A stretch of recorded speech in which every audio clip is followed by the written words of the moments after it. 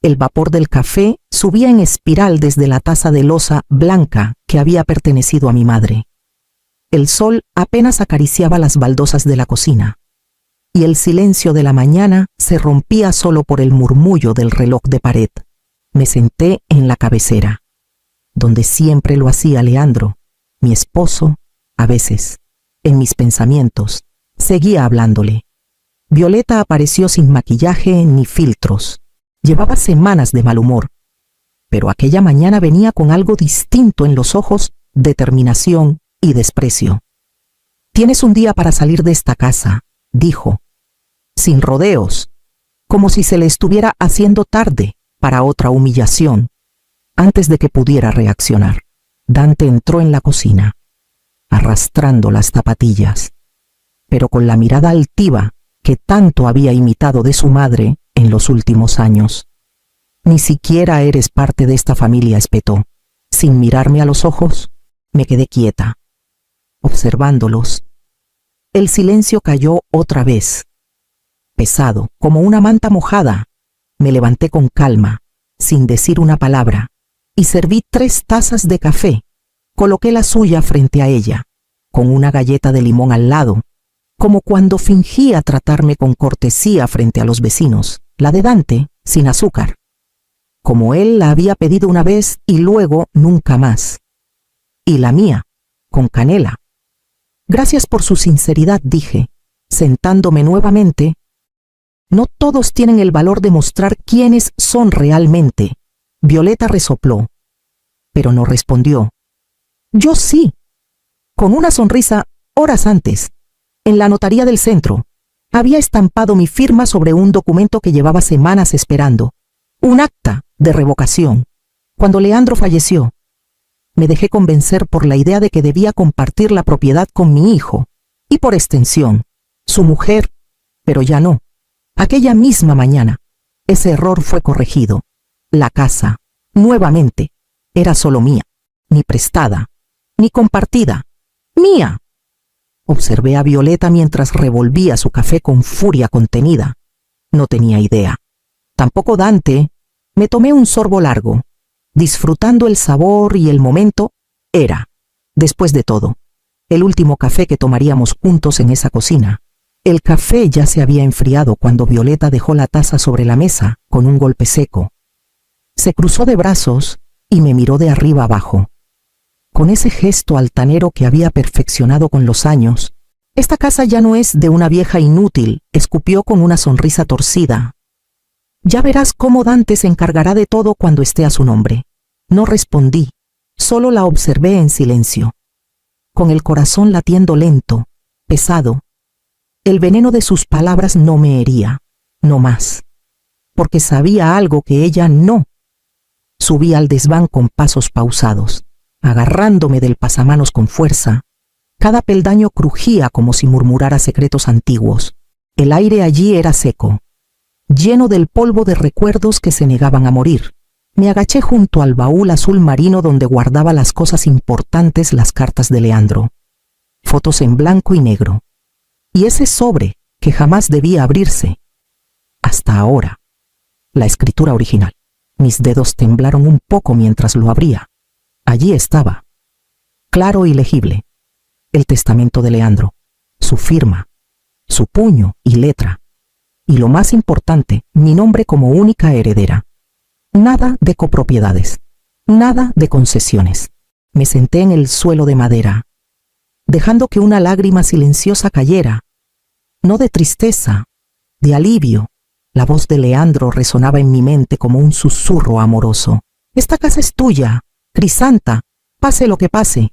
Bajé con el sobre en la mano. Pero antes de llegar al final de la escalera, el timbre sonó. Era el notario. Me lo esperaba al día siguiente, pero su rostro traía urgencia. «Señora Olmo», me dijo en voz baja, «tenemos que hablar». La señora Violeta intentó registrar un documento falso para transferir la propiedad al nombre de su hijo, su nieto, pero lo detectamos a tiempo. Ya he informado a las autoridades. El mundo se detuvo por un instante, no por sorpresa, sino por la confirmación brutal de lo que ya intuía Violeta no solo me despreciaba, me quería borrar, y yo ya no estaba dispuesta a permitirlo. El timbre volvió a sonar, esta vez con una serenidad extraña. Caminé hacia la puerta sin prisa, sabiendo, de algún modo, que quien estuviera al otro lado no venía con malas intenciones. Al abrir, lo vi de inmediato: traje gris claro, maletín de cuero, rostro joven pero firme. Me miró con unos ojos que reconocí enseguida, aunque hacía años que no los veía. «¿Eloy Castell?», pregunté, sin disimular la sorpresa. Señora Olmo, respondió con una leve sonrisa. «Mi madre siempre hablaba de usted como si fuera parte de la familia». Eloy era el hijo de Mireia, mi amiga de toda la vida. Lo había visto correr por mi jardín cuando era niño.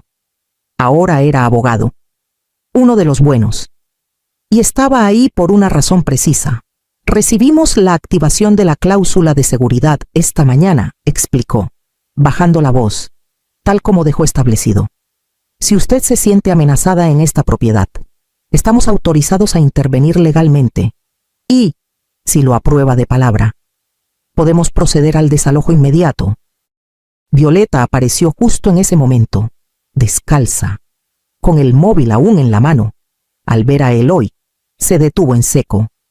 «¿Quién es este?», espetó. El abogado, respondí con tranquilidad. «El que lleva los asuntos de esta casa». Sus ojos se abrieron como platos. Retrocedió un paso, titubeante. «Esto es un abuso», balbuceó. «No puede hacer eso.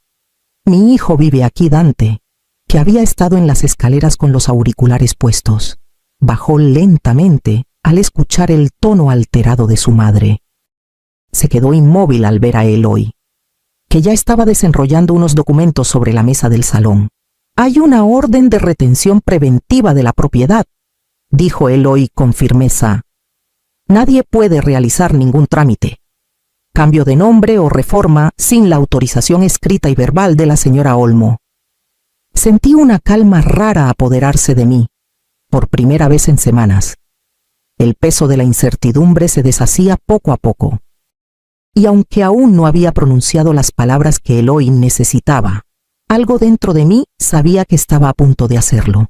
El sol se filtraba débilmente por las ventanas del comedor cuando el inspector judicial cruzó el umbral. Con su carpeta en mano y una cámara colgando del cuello, caminaba con paso firme, pero sin brusquedad, como quien entiende que está pisando un campo minado de emociones. Yo lo seguía de cerca, y cada vez que apuntaba su lente a un objeto, una lámpara, un sillón, la vitrina del comedor, sentía que exhalaba parte del dolor que me había tragado durante años. «Esto no es necesario», dijo Violeta desde el pasillo, con los brazos cruzados y esa sonrisa amarga que ya no me afectaba. «Estás exagerando, Crisanta. Es ridículo hacer este teatro». Yo no respondí. Caminé hacia el salón con la mirada al frente, ignorando sus comentarios como si fueran viento. «Esta casa ya es mía», gritó entonces Dante, desde el otro extremo del salón, con la cara roja de rabia y la mandíbula apretada. El inspector alzó una ceja y me miró en silencio. Le entregué una carpeta plastificada. Dentro, una copia notariada de la cláusula firmada por Leandro 3 semanas antes de morir. Todo mobiliario y enseres adquiridos con posterioridad al fallecimiento del propietario original serán propiedad exclusiva de la señora Crisanta Olmo, quien podrá retirarlos en cualquier momento y sin consulta. Violeta palideció. «Mentira. ¿Cómo vas a saber qué es nuevo y qué no?» «Muy fácil», respondí, sacando otra hoja. «Todos los objetos comprados desde entonces fueron pagados con mi tarjeta de pensión. Aquí están los movimientos bancarios, las fechas, los montos y las facturas». Le lancé una mirada directa y firme. «Y por cierto, la tarjeta fue bloqueada ayer. Ya no podrán seguir usándola para comprar ni pan». La cara de Violeta se descompuso. Caminó apresurada hacia la cocina. Abrió la nevera y se quedó paralizada, vacía. El inspector hizo una foto más mientras yo avanzaba con paso sereno hacia el pasillo, dejando atrás la cocina como quien cierra una herida que llevaba demasiado tiempo supurando. Aún quedaba mucho por ordenar. El eco de mis pasos resonaba en el salón vacío. Más por la tensión que por la acústica. Me planté en medio de la alfombra raída que ellos mismos eligieron sin preguntarme, justo frente al sofá donde Violeta se sentaba, como si fuera reina de un palacio ajeno. Dante, apoyado contra la pared, fingía distraerse con el móvil. No me temblaban las manos. Por primera vez en mucho tiempo, sabía exactamente lo que tenía que decir. Tienen 24 horas para irse, pronuncié, con voz firme. Esta casa no se mendiga, se respeta. Violeta soltó una carcajada seca, como quien oye a una anciana perder el juicio. ¿Tú nos vas a echar?, se burló. No seas ridícula. Nadie te va a tomar en serio. Crisanta, eso lo decidirá el juez. Respondí con calma. Dante me miró con los ojos entrecerrados, aún sin levantar la voz. Por un instante pensé que intentaría razonar, pero no. Se encogió de hombros como si le resbalara todo. Fue entonces cuando el timbre del móvil de Violeta interrumpió el momento. Ella lo sacó de su bolsillo con desdén, como si esperara otro cupón del supermercado. Al leer la pantalla, su expresión cambió por completo. La sonrisa desapareció.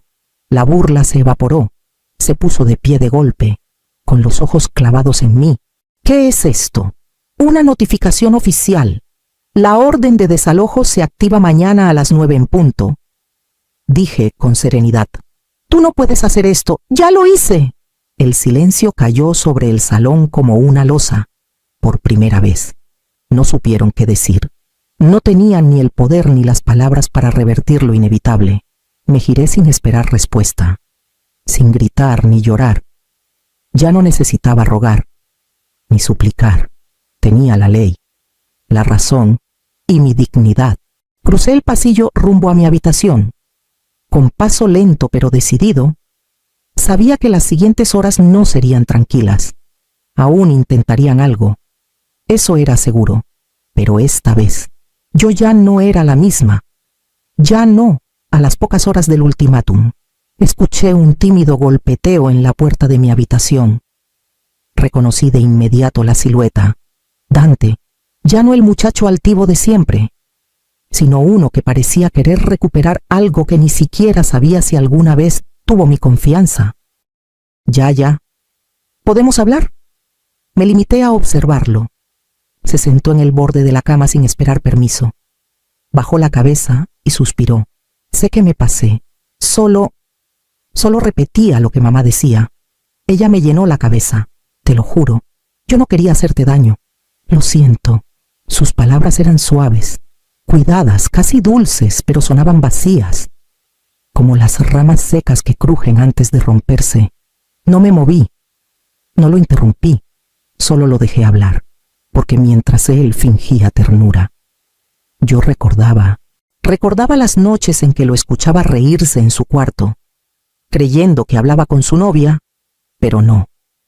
Revisé las cámaras de seguridad, esas mismas que mi difunto esposo instaló por seguridad hace años, y vi la verdad. Dante, escondido en el pasillo, grabándome mientras cocinaba, mientras canturreaba bajito, mientras doblaba la ropa, editaba los videos para burlarse de mí, y luego los compartía con sus amigos. La vieja loca y su sopa sin sal, la bruja del salón. Respiré hondo. ¿Ya terminaste?, pregunté con voz neutra. Dante me miró, confundido. ¿Cómo que si terminé? Porque mientras tú intentabas actuar, yo ya había entregado todo el material a servicios sociales, con fechas, con nombres, con todo. El rostro de Dante se desfiguró. Primero incredulidad, luego ira, luego algo que no había visto antes en él: miedo. Me puse de pie lentamente. Aquí no solo se rompió la confianza, hijo, aquí se rompió el respeto, y con eso también se pierde el techo. Dante no respondió. Se levantó y salió de la habitación, cerrando la puerta sin fuerza, casi como si el más mínimo ruido lo fuera a delatar. Me senté en la cama, sintiendo una calma nueva. Afuera, el reloj seguía corriendo, y yo sabía que la cuenta regresiva estaba por terminar. La casa estaba en silencio. Apenas el tic-tac del reloj en el pasillo rompía la quietud. Estaba por dormirme cuando escuché pasos apresurados, casi torpes. La puerta se abrió de golpe y allí estaba Violeta, descompuesta, con los ojos hinchados y el rostro cubierto de lágrimas. Crisantas, por favor, sollozó. No nos dejes en la calle. No tengo a dónde ir. No sé qué hacer. La miré desde la cama. Por un instante no dije nada. Solo observé a esa mujer que había albergado tanto veneno hacia mí. Esa que durante años se encargó de hacerme sentir como una intrusa, una carga. Ahora estaba frente a mí, temblando, con los hombros caídos. ¿Y por qué ahora vienes a llorar aquí?, le pregunté con una voz que ni siquiera me esforcé en suavizar. ¿Por qué tanto odio? Violeta, ¿por qué durante años no hiciste más que despreciarme? Ella tragó saliva. Luego, como si se rompiera por dentro, se dejó caer al suelo y hundió el rostro entre las manos, porque siempre te amó a ti. Susurró. Casi inaudible, me incorporé un poco, confundida. ¿Quién tu marido?, dijo entre sollozos. Mi suegro, el padre de Dante. Nunca miró a mi esposo con orgullo. Nunca. Siempre eras tú. Tú con tus ideas, tus cenas, tus flores en la ventana. Él no hablaba de otra cosa. Y eso me carcomía. Sentí un nudo extraño en el pecho. Violeta, con la voz rota, continuó. Cuando me casé con tu hijo, pensé que al fin tendría un lugar, pero solo escuchaba lo maravillosa que eras tú. Me convertí en un fantasma a su lado. ¿Y cómo compite una con un fantasma que cocina mejor, habla mejor, educa mejor? No supe qué decir. Me quedé quieta, con el alma en vilo. Ella levantó la vista y me miró con una desesperación pura. No supe cómo amar sin sentir celos. Crisanta, te lo juro. Y ahora, ya no sé cómo seguir. Sus palabras flotaban en el aire cuando un golpe seco en la puerta principal nos sacó a las dos de ese instante suspendido. El golpe en la puerta se repitió, más fuerte esta vez. Me levanté sin decir nada. Violeta seguía en el suelo, paralizada. Caminé hasta la entrada. Abrí con lentitud y allí estaban dos agentes de policía, con gesto firme, y detrás de ellos, el abogado que había contratado semanas antes. Todo estaba en marcha. No necesitaba hablar. Ellos sabían lo que tenían que hacer. Buenas tardes, señora Crisanta, dijo uno de los agentes. Vamos a proceder según lo estipulado. Me hice a un lado para que entraran. Violeta corrió tras de mí. ¿Qué haces? No puedes echarnos. Esta es mi casa. Mi casa. Pero sus gritos se apagaron en la nada. Los agentes comenzaron a retirar cajas ya preparadas en el salón. Sabían que encontrarían todo embalado, tal como lo había organizado. Violeta intentó arrebatar una caja de manos de uno de los hombres, pero el otro policía la contuvo. Por favor, señora, no facilite las cosas. Dante bajó las escaleras con el rostro pálido cuando vio los uniformes y las cajas. Sin decir palabra, corrió al baño y cerró la puerta de un portazo. Se encerró ahí, igual que cuando era niño y no quería afrontar una verdad. Desde la ventana, una vecina miraba con su móvil en alto, grabando sin pudor. El morbo del barrio no tardaría en esparcirse como pólvora. Me quedé de pie, en silencio. Observaba todo sin pestañear. No era placer, tampoco culpa. Era la necesidad de terminar un ciclo. Violeta se volvió hacia mí. ¿Y ahora qué? ¿Nos dejarás en la calle? Como si fuéramos perros.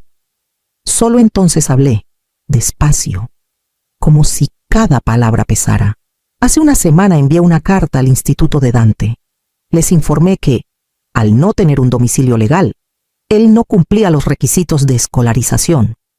Si no entregan una dirección válida en los próximos días, perderá la plaza. Violeta se desplomó sobre una de las cajas a medio cerrar.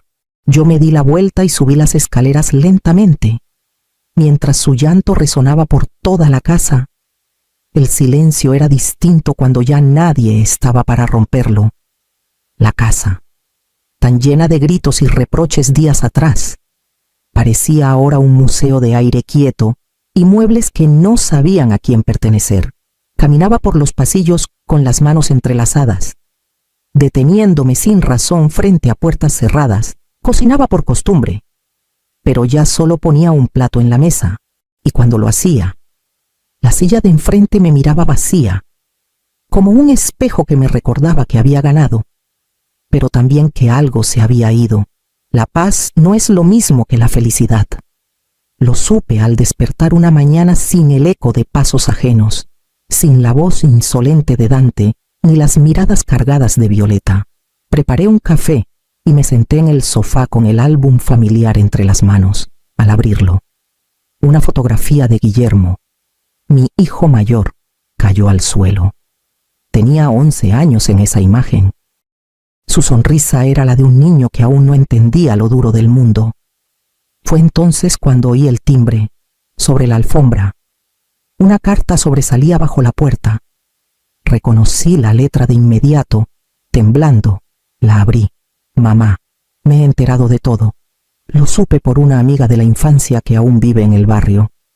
Me conmovió más de lo que puedo explicar. Estoy en Argentina, pero no por mucho. Vuelvo, con mi familia. Si aún queda un espacio para nosotros, quiero ocuparlo. No con reproches, sino con gratitud. Te lo debo. Me quedé sentada mucho tiempo con la carta entre los dedos. No lloré, pero sentí que algo se abría dentro de mí, como una herida vieja que empezaba a sanar. Al día siguiente, me desperté antes del amanecer. Limpié el porche, abrí las ventanas y dejé que el aire entrara. El reloj de pared marcaba las 8, cuando el sonido del motor detuvo mi respiración. Bajé corriendo las escaleras, y allí, frente a la verja, un hombre de barba canosa sostenía a una niña de rizos oscuros. Guillermo había vuelto, y no venía solo.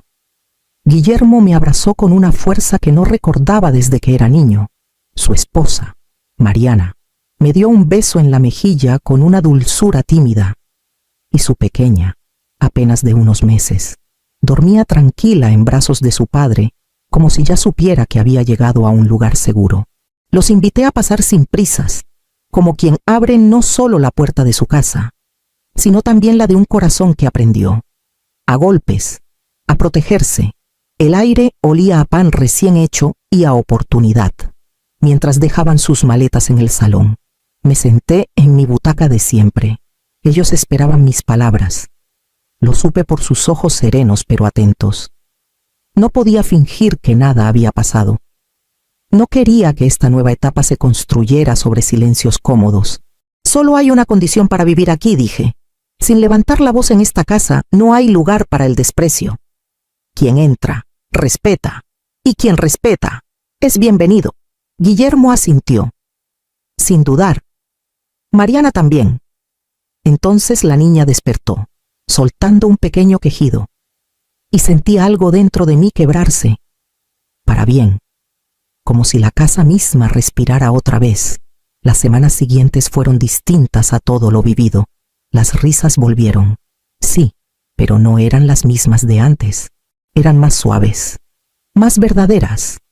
A veces, mientras jugaba con la pequeña en la alfombra, pensaba en Violeta y en Dante, en lo que fue, en lo que no supieron cuidar. No guardaba rencor, pero tampoco nostalgia. Una tarde, mientras la niña dormía sobre mi pecho, bajé al despacho y saqué el sobre lacrado del fondo del cajón. Lo había escrito semanas antes, cuando el eco de los insultos aún golpeaba las paredes. Mi herencia no sería solo una propiedad, sería una lección. Dejé la casa a mi bisnieta para cuando creciera. Sabría que hubo una mujer que luchó por ese techo, que lo defendió y que se aseguró de que nadie, nunca más, usara el poder del hogar para humillar a quien lo construyó. Ese fue mi legado, el único que valía la pena.